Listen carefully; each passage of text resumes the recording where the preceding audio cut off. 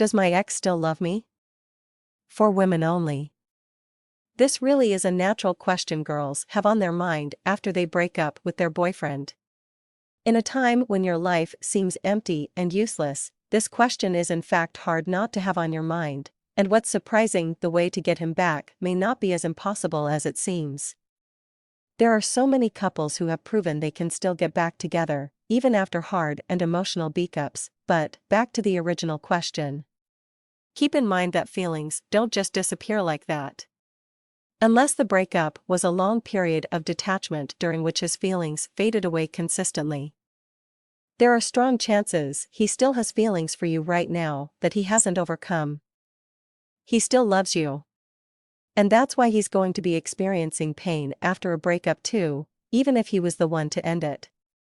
It's a given, however, the first and most important thing you have to keep in mind immediately after the breakup is not to call, text or write him emails all the time, or try to meet him, showing him how much you really care about him.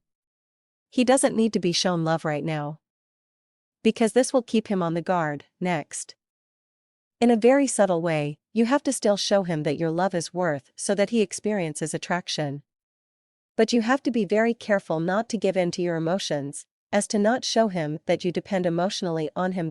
That's the hardest part you'll have to cope with, but it's vital for your further relationship outcome that you don't cling on him. Remember, he is also going through a tough period, and the last thing you want is him being tired of your desperate calls. What you have to do is exactly the opposite. No matter how hard it is, try to drift away from him, give him some space and time to feel alone, and even lonely.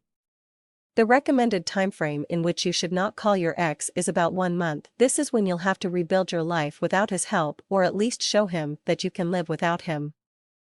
Call your friends and family, think of entertaining things to do, spend valuable time with people you love. Have the most fun you can. Don't think about your ex, be patient and have a good time, and the next thing that will happen. After a while, he's going to start missing you and is likely to begin seeing the breakup as not such a good idea. In fact, he'll be wondering if he didn't make a big mistake.